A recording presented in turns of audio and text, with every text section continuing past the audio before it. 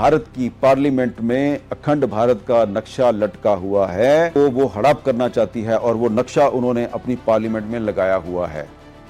ये सिंदूर 2 की जो तैयारी है वो बहुत ज्यादा, और ये ऑपरेशन किस तरह से अनफोल्ड होगा ये आपको मैं अभी नहीं बता पाऊंगा, क्योंकि ये इस पे निर्भर करेगा कि हम कितना नुकसान दुश्मन को पहुंचाना।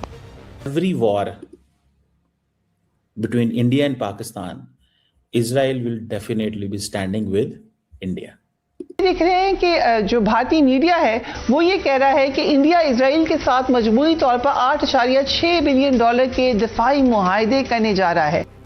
मोदी का दौरा इजराइल है, इस पर अब पाकिस्तान में बहुत से लोग जो हैं वो परेशान हैं। हमारी सेनेट ने एक करारदाद भी मंजूर की है इजराइल और भारत के गठजोड़ के खिलाफ।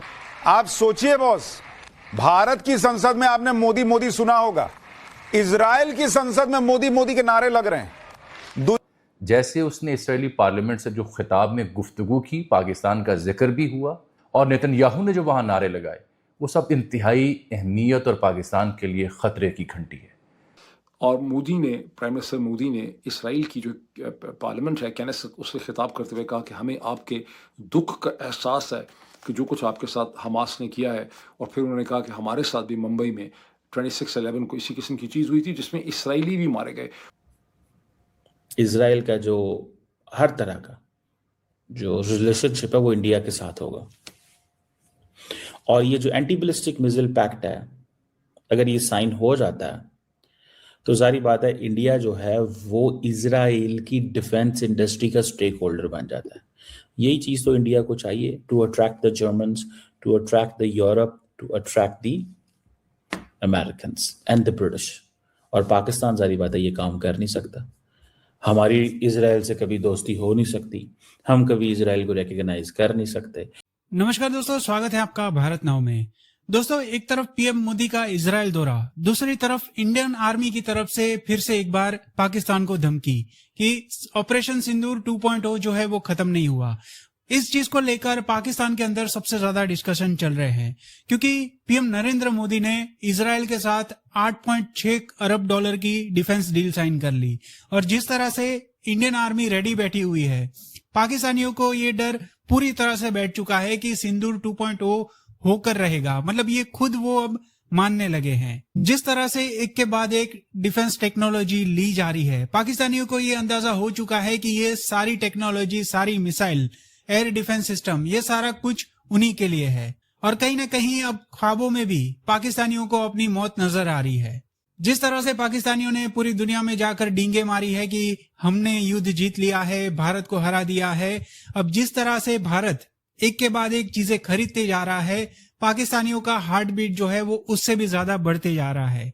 बट सबसे बड़ा डर पाकिस्तान को ये है कि भारत हमला कब करेगा और इजराइल किस तरह से भारत की मदद करेगा।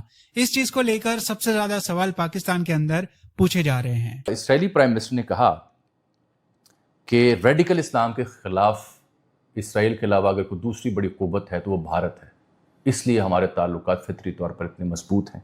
ये रेडिकल इस्लाम का अलायंस पाकिस्तान की यहाँ बात कर रहे हैं और वहाँ पे मिडिल ईस्ट में अरब ममालिक की बात कर रहे हैं। And can I quickly add कि रेडिकलिज्म तो हिंदुत्व के अंदर है, जो कि बीजेपी जिसको सपोर्ट करती है। मैं बार बार कह रहा हूँ कि पाकिस्तान की जो हुकूमत है, हमारी जो रूलिंग एलीट है, उसको भी अब सोचना चाहिए कि दुनिया डोनाल्ड ट्रंप से शुरू होकर डोनाल्ड ट्रंप पे खत्म नहीं होती। दुनिया भर की नजर मोदी और नेतन्याहू पर है कि दोनों मिलकर क्या करने वाले हैं।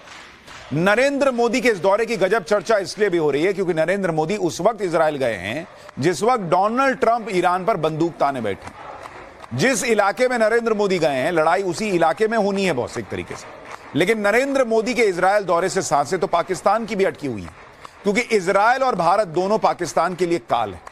इजराइल से नरेंद्र मोदी ऐसा क्या ला रहे हैं कि भारत का पैसा बचेगा लेकिन पाकिस्तान नहीं बचेगा। पाकिस्तान की जो दिफाई कुव्वत है उससे बचने के लिए भारत इसराइल से आयरन डोम टेक्नोलॉजी खरीद रहा है। मेरे नज़दीक ये दीगर जो चीज़ें वो खरीद रहे हैं उसमें सबसे अहम नुक्ता ये है, इसके लिए पाकिस्तान को फौरी तौर पर चीन के साथ इसका जो हल है या इसका मुतबादिल है वो लेना होगा, क्योंकि भारत बड़ी तेज़ी से ये बिल्डअप कर रहा है और उसकी वजह यह है कि Bharat is all set once again Pakistan को इंगेज करने में, एक तो अफगानिस्तान से और एक खुद भी। तो ये सारी जो वो तैयारी कर रहे हैं ये पाकिस्तान की। हम रोशनी नरेंद्र मोदी पर डालें, ये नरेंद्र मोदी ही क्यों? पहली दफा एक भारतीय वजीर आजम दूसरी दफा इजराइल जा रहे हैं, क्या खास बात है नरेंद्र मोदी में? इनकी वो एंटी मुस्लिम पॉलिसीज हैं, उनकी वो एक्सट्रीमिज्म है। नरेंद्र मोदी के लिए ऐसी तालियां बज रही थी जो रुकने का नाम नहीं ले रही। आप एक भारतीय के तौर पर भूल जाइए आप कांग्रेस के सपोर्टर हैं, सपा के सपोर्टर हैं, टीएमसी के सपोर्टर हैं या बीजेपी के सपोर्टर हैं, सब भूलकर एक बार देखिए कि अपने भारत के प्रधानमंत्री का कैसा रौला है, कैसा जबरदस्त वेलकम हुआ है इजराइल की संसद में और कैसे तालियों की गड़गड़ाहट के बीच मोदी मोदी के नारे लग रहे हैं इजराइल की संसद में। एक बार देखिए बॉस इसको।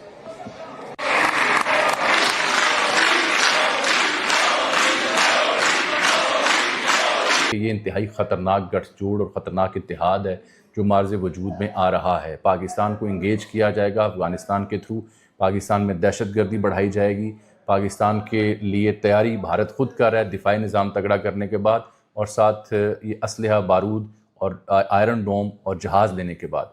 सोचिए नेतन्याहू खुद अपनी संसद में खड़े होकर कह रहे हैं कि दुनिया के इस मंच के बड़े नेता नरेंद्र मोदी हमारे पास आए हुए, हमारे दोस्त नरेंद्र मोदी आए हुए। ये इजराइल के संसद के अंदर पीएम मोदी का जलवा, लेकिन इससे पहले कम रौला नहीं दिखा है बॉस। पीएम मोदी जैसे ही इजराइल पहुंचे, भाई साहब स्वागत हुआ है, उनके स्वागत में रेड कारपेट बिछा हुआ था। प्रोटोकॉल तोड़कर खुद इजराइल के पीएम नेतन्याहू पहुंच गए वहां एयरपोर्ट कि मेरा दोस्त आया हुआ है भाई, मैं जाऊंगा रिसीव करने। पीएम मोदी के स्वागत में नेतन्याहू इतने उत्सुक थे कि वो ठीक प्लेन की एकदम सीढ़ी के पास जाकर खड़े हो गए। अच्छा, इंडिया क्या कहता है? वो कहते हैं जी हम तो नेतन्याहू के साथ खड़े हैं, जो उसने गजा में किया। हालांकि इंडिया ने बहुत सारा असला दिया, जिससे इंडिया ने इतना असला दिया है जिससे उन्होंने इसको फलस्तीनियों को मारा है, टका के मारा है। और बहुत सारा जो असला है वो कहां से आया है? बहुत सारा जो असला है वो कहां से आया है? वो आया है from with in India. Indians ने ये इन्वेस्टमेंट की है, उन्होंने बेचा है असला। और जारी बात है पर्पस जो है वो बड़ा क्लियर है। पर्पस ये है कि कहीं ना कहीं पे पैसा भी कमाओ। तुम वो कह रहे हैं आप किसको मारो, मुसलमानों को मारो, हमें से क्या लेना देना, हम तो कस्टमर को बेच रहे हैं, हम तो कस्टमर को बेच रहे हैं। कि भारत और पाकिस्तान के दरमियान जितनी भी फ्यूचर में जंगें होनी हैं, जो कन्वेंशनल मिसाइल कैपेबिलिटी है, बात वहीं से शुरू होनी है। और इंडिया बेसिकली उसके पीछे जा रहा है।